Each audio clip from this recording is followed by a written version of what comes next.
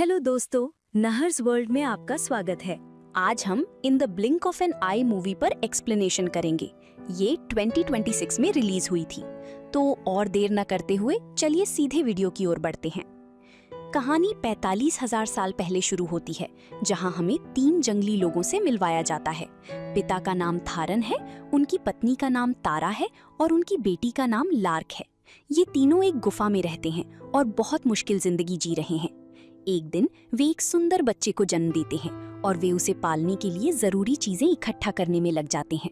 लेकिन ये समय बहुत मुश्किल था, क्योंकि तारा के पास कोई टेक्नोलॉजी या कुछ और नहीं था। अब हम वर्तमान में चलते हैं और हमें क्लैरी नाम की एक लड़की दिखाई जाती है। ये लड़की बहुत चालाक और समझदार है, लेकिन उसकी माँ की मौत हो गई और वो अपनी माँ को बीमारी से नहीं बचा पाई, जिसके बाद वो क्रैक नाम के लड़के से शादी कर लेती है। अब वो क्रैक से बहुत प्यार करती है और उसके साथ रहती है। अब कहानी भविष्य में जाती है और हमें क्वैकली नाम का एक पायलट दिखाया जाता है। वो 200 साल आगे है। इंसानियत को बचाने के लिए वो पृथ्वी से कुछ जरूरी रिसोर्स लेकर एक स्पेस स्टेशन पर है और अपनी शिप को ऐसी ग्रह पर ले जाना चाहता है जहां लोगों को बचाना मुमकिन हो। उसके पास रॉस्को नाम का एक एआई पायलट है। अब आप तीनों कहानियां अच्छे से समझ गए होंगे। इस फिल्म की पहली कहानी बहुत मुश्किल दिखाई गई है। इसमें जिंदा रहने के लिए जरूरी रिसोर्स नहीं है, अच्छे घर नहीं है, कोई पढ़ाई, टेक्नोलॉजी या नॉलेज नहीं है। फिर भी लोग जिंदा हैं और उनके पास बस एक ही चीज है, उन्हें जिंदगी चाहिए। वे आगे बढ़ना चाहते हैं। वे अपने बच्चों को बचाना चाहते हैं ताकि वे बड़े होकर बच्चे पैदा कर सकें और उनकी जिंदगी चलती रहे। फिर हम देखते हैं कि क्वैकली बहुत परेशान है, क्योंकि उसे समझ नहीं आ रहा कि क्या करे। उसकी स्पेसशिप में एक फंगस फैल जाता है, जिससे कई पौधे मर जाते हैं। वो पौधों को बचाने के लिए कुछ भी करने को तैयार था, क्योंकि इंसानियत को बचाने के लिए नेचर को बचाना जरूरी है। वो किसी भी पौधे को नुकसान नहीं पहुंचाना चाहता था, इसीलिए वो पौधों का बहुत अच्छे से ध्यान रखता है। इसके बावजूद कई पौधे मर रहे हैं और वो परेशान है। क्लैरियो भी बहुत परेशान है। वो लोगों से प्यार करती है, क्योंकि उसकी माँ एक बीमारी से मर गई थी, इसलिए वो डॉक्टर बनना चाहती है और सबकी मदद करना चाहती है। क्लैरी सबकी मदद करती है क्योंकि वो नहीं चाहती कि जो उसकी माँ के साथ हुआ वो किसी और के साथ हो। दूसरी तरफ हम क्वैकली को पौधों के बारे में बहुत परेशान देखते हैं और हमें ये दिखाया गया है। 45,000 साल पहले हम थारन तारा को देखते हैं, जो अपनी बेटी को बचाने के लिए बहुत परेशान है। हर कोई अपनी जिंदगी में बराबर परेशान है। जिनके पास टेक्नोलॉजी है, जो लंबे समय तक जीते हैं, और जो टेक्नोलॉजी से पूरी तरह दूर है और जिनके पास जरूरी रिसोर्स नहीं है। ये इस कहानी की एक छोटी समरी है। इस कहानी का मेन मैसेज ये है कि टेक्नोलॉजी बदलती है, मैसेज बदलते हैं, लेकिन लोग नहीं बदलते। उनका प्यार, उनका दुख, उनका पोटेंशियल, उनकी इमोशन, सब कुछ वैसा ही रहता है जैसा 45,000 साल पहले था। ये कहानी दिखाती है कि 45,000 साल पहले वे अपने परिवार से कितना प्यार करते थे। वे अपने दुख में भी एक दूसरे का ख्याल रखते थे, और आज ठीक यही हो रहा है। जो लोग लोगों से प्यार नहीं कर सकते, वे खत्म हो जाते हैं, इसलिए वे पेड़ों से प्यार करते हैं। सब कुछ पहले जैसा ही चल रहा है, कुछ भी नहीं बदला है।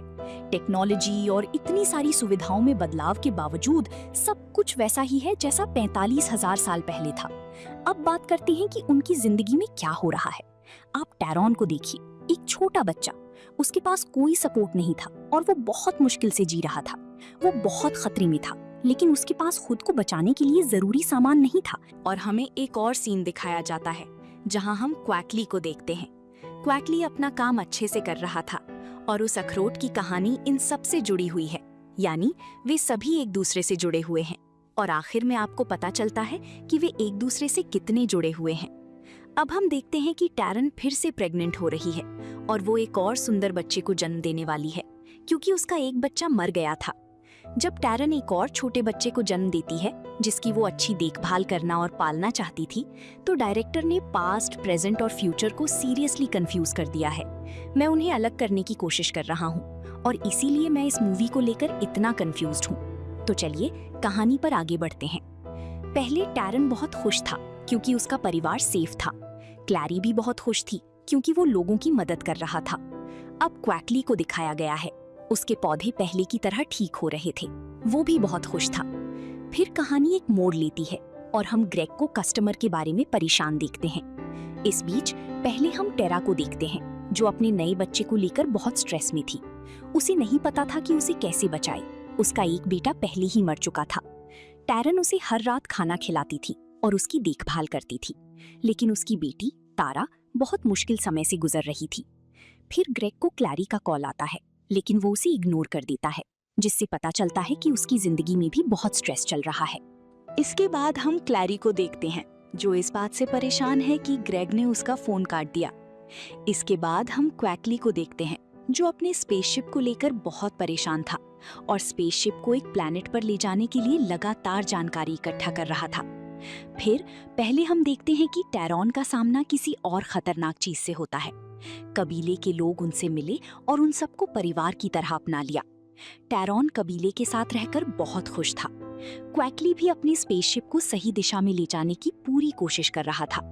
इस बीच क्रैक क्लैरी के पास लौटा और उससे कहा, मैं एक जरूरी मीटिंग में था, मैं तुम्हें कभी धोखा नहीं दूंगा, तुम मेरे साथ रहोगी और मैं तुमसे कभी झूठ नहीं बोलूंगा। मैंने तुमसे फोन काट दिया क्योंकि मैं एक जरूरी मीटिंग में था। ये सुनकर गिलोरी बहुत खुश हुआ।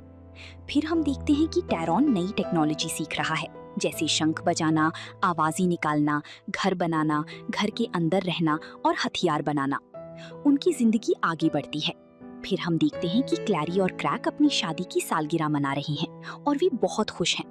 फिर टैरॉन अपने लिए हथियार बनाता है और शिकार करना शुरू कर देता है। अब उसे सब कुछ बेहतर समझ आ रहा है। उसकी बच्ची धीरे धीरे बड़ी हो रही हैं और उसके पास कई छोटे पालतू जानवर हैं। वे खेल भी रही थी, जिसका मतलब है कि उसकी बच्ची ज्यादा समझदार हो रही हैं और वो भी बहुत खुश हैं। कहानी में अखरोट के बारे में मैंने जो कहा, वो इस कहानी से अच्छी तरह जुड़ता है। सबसे पहले लार्क इस अखरोट को पहनता है और अपनी अगली पीढ़ी को देता है। इसी तरह ये अखरोट सभी अगली पीढ़ियों को मिलता रहता है। आखिर में ये अखरोट हैमर वुमन को दिखाया जाता है, जिसके पास एक सुनहरा अखरोट होता है और वो इसे अपनी अगली पीढ़ी को देती है, यानी वो इसे आने वाली जिंदगी के लोगों को देती है। इसके साथ ही कहानी खत्म हो जाती है और सभी आसानी से अपनी अपनी मंजिल की ओर बढ़ने लगते हैं। आखिर में ये कहानी खत्म होती है। वीडियो पसंद आया हो तो लाइक कर देना, चैनल पर नए हो तो सब्सक्राइब कर लेना। तो मैं आपसे अगले वीडियो में मिलूंगा, तब तक के लिए ख्याल रखना।